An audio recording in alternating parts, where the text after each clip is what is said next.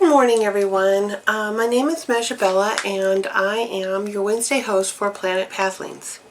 This week we're talking about the planets in astrology and how they work to help enhance your magical workings as well. My planet today is on the planet Mars, and so I'm going to go through a lot of the actual elements and deities and things like that fairly quickly, and since there's a very large amount of associated herbs, I'm going to read from a list that I have on those, just so that I make sure that I get most of those actually communicated to y'all. But what I'm going to start with is basically, this is the fiery Mars, the warrior planet, and the element is fire. It's masculine, and the color is red. The deities associated with it are Aries / Mars, the warrior gods, and also any thing that brings up a warrior connotation to you. So in myths and in the ancient world, it would be things like Hercules would be definitely under the guise of Mars, and also even like David going up against Goliath in the bold Bible story of David and Goliath. The power animals associated with the planet Mars are the badger, the bear, the boar, or the ram. The metal is iron, and actually it's all metals in general fall under Mars, and it's basically anything that's forged by fire with will and power, and so that would be the classification of all metals being brought into reality. The gemstones are ruby and spinel, and that's because of their fiery red colors and nature, and minerals associated with them is magnesium and iron again. The herbs, now this is where I'm going to grab a list here because there's quite a few of them, and this is coming from Cunningham's Encyclopedia of Magical Herbs. The list for Mars is allspice, anemone, asafoetida, basil, black snake root, bloodroot, bryony, broom, cactus, carrot, chili powder, coriander, chive, cumin, curry leaf, damiana, deer's tongue, dragon's blood, galangala, garlic, ganation, ginger, gorse, grains of paradise, hawthorn, high John the Conqueror, holly, hops, horseradish, hound's tongue, leek, magui, masterwort, mustard, nettle, North Fork Island pine, onion, pennyroyal, pepper, peppermint, pepper tree, pimento, pine, poke root, prickly ash, radish, reed, shallot, sloe, snapdragon, squill, thistle, thistle of the holly, thistle, milk thistle, toadflax, tobacco, Venus flytrap, woodruff, wormwood, and yucca. So these are some of the herbs that you can use when you're calling on Mars energy. You can use some of these herbs also in association with that. Now the planetary day for Mars is Tuesday, and that's because on a planetary day, the reason that they're chosen is it is the first hour after sunrise that they rule that hour, and because they rule that hour, that is their day. So it's Tuesday for Mars. The planetary hours can change daily, so it's best that if you want to know the working hour for Mars, that you should be looking that up, and it's very easy to Google that information for finding the planetary hours for that day, because we have a lot of daylight savings time and a bunch of other stuff that really factor in to making the time frame a little bit different. So it's best that you just look up a table that's already figured out for you by some other astrologist. I'm going to put in the talisman and the symbols and stuff that I have towards the end of the video for Mars. But Mars does have anything that has the markings of a warrior on it would be considered something that you could use for a Mars talisman. But there is very specifically, if you use the seals of Solomon at all in your magic work, there's actually pentacles that are actually for each one of the planets, Mars included. I will include that picture towards the end of the video.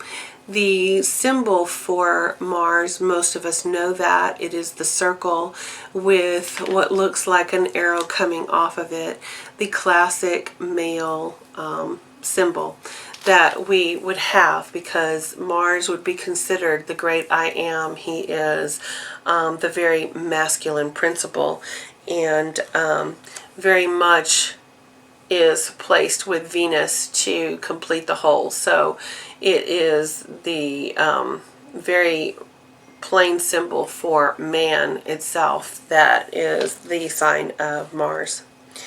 Now, Mars rules over certain health issues, and the things that Mars rules over is anything to do with the blood. It's particularly the red blood cells and your adrenaline production, and also your sexual activity. These are all considered Mars-related principles. Key words for Mars, especially in this aspect, would be the head, muscles, sex, passion, willpower, contests, fire, ovens, weapons, tools, metalwork, factories, soldiers, alchemists, surgeons, tailors, cooks, carpenters, fevers, and spicy food. So that's a little bit about the general knowledge of Mars. But in magical workings, Mars is the Mars principle generally. Excuse me, I'm moving this stuff off the table that I'm working on. The Mars principle in general is that of the warrior. That's what most people will know the Mars energy as. So it's very easy to understand that when you're angry, you're upset, or maybe you need to find that anger within you. Maybe you need to steel your resolve to go after something.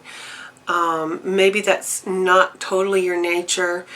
Mars is an excellent planet energy to call on in your magic works if that's what you need to strengthen. If you need justice spells, if you need to seek any kind of I don't want to say retaliation, but retaliation would be in on that as well. Anything that you are sending a warrior after the offending party, or the offending, doesn't even have to be a person, but just to help you tackle whatever issue it is that you need to tackle.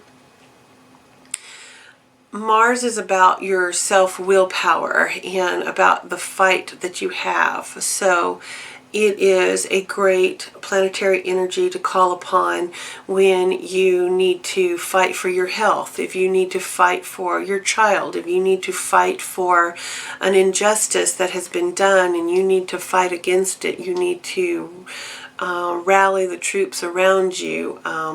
These are definitely very classic Mars energy. However, Mars is also being that it is the classic male energy, it is, if you notice, it rules two different planetary astrological functions. It rules Aries, the first house, the I am house, how I act, how I present.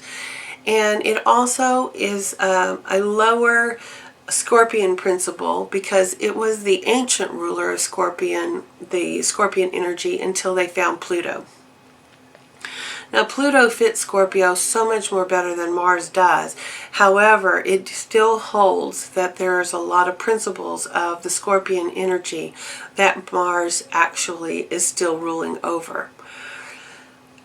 So,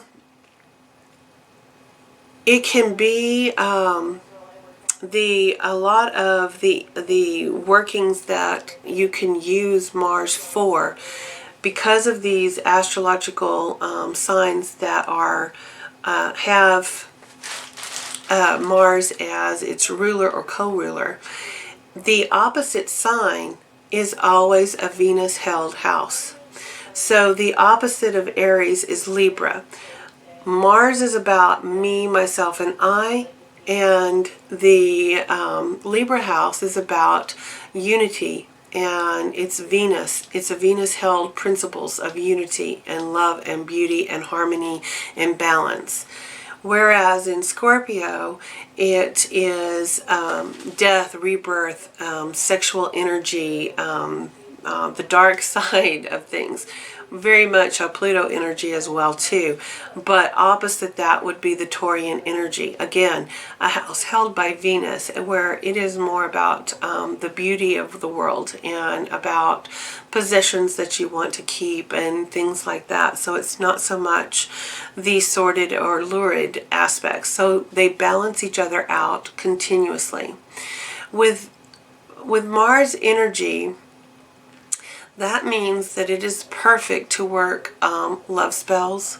It is perfect to work relationship spells because of its aspect. But when you would do that, you would work a Mars-Venus energy together for finding the perfect balance between the masculine and the feminine, the coming together of the two principles to make a more balanced whole. So these two planetary energies and love work is actually rather critical. And then there's always the fire and water spells as well too. There are a lot of different ways that you can use Mars in your workings. It does not have to always be in that sense of I've got to go out and slaughter the masses. I've got to, go out and win the battle and do all of that. A lot of times it is about bringing in more self-confidence for yourself. It's about the acting for oneself instead of always acting for others. It is about stealing your self-control, your self-willpower, and being able to impose yourself into the world to where you're heard, and you can take what's yours. You can kind of balance your own personality, especially if it is not one of those personalities that, like, you're always doing for others versus ever doing for yourself. A lot of times it's time to fight for yourself, especially like if you're getting sick or you need a particular thing to come through for you so that you can protect your home, your family, your possessions, whatever it might be. Mars is a great energy for that. Mars is not just the warrior, but he is a protector. So anything that you can feel from a warrior, those aspects go back and forth. It's not just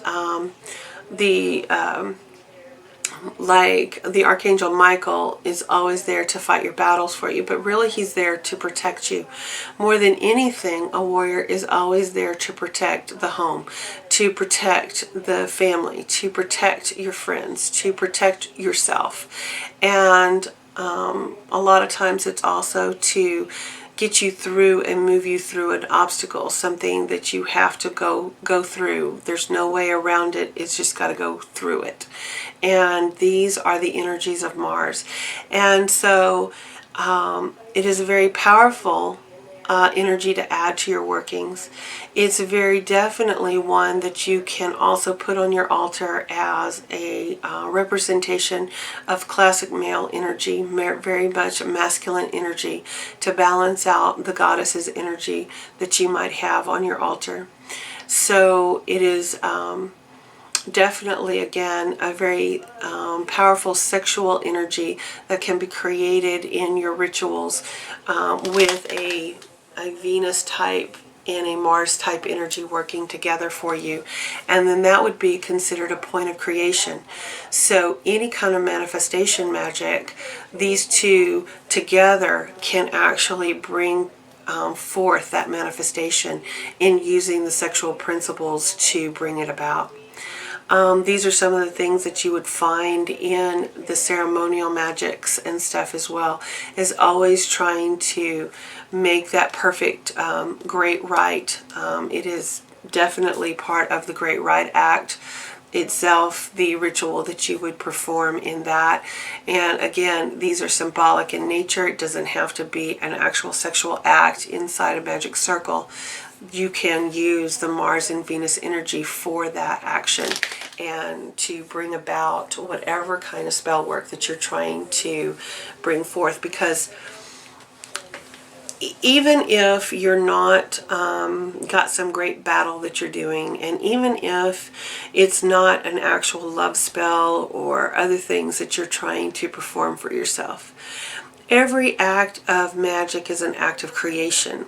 And the basic act of creation is through the masculine and the feminine coming together. And so, again, Venus and Mars on your altar, sometimes that's all you would need to represent both the grand feminine aspects and the great masculine aspects coming together. So for all of you that do not actually follow actual deities and don't actually call upon them to do your workings for you, these energies are very representative for you and very powerful on your altar and in your work.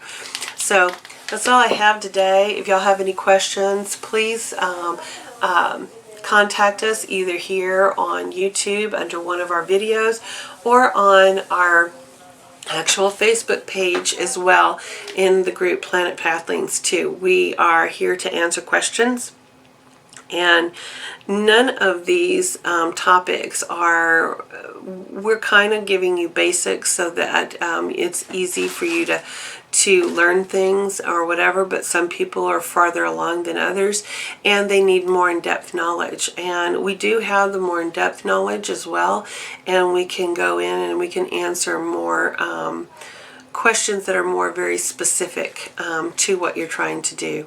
So I want to give my blessings to everybody out there, and I hope everyone is doing well, and I will catch you next week. Thanks. Bye.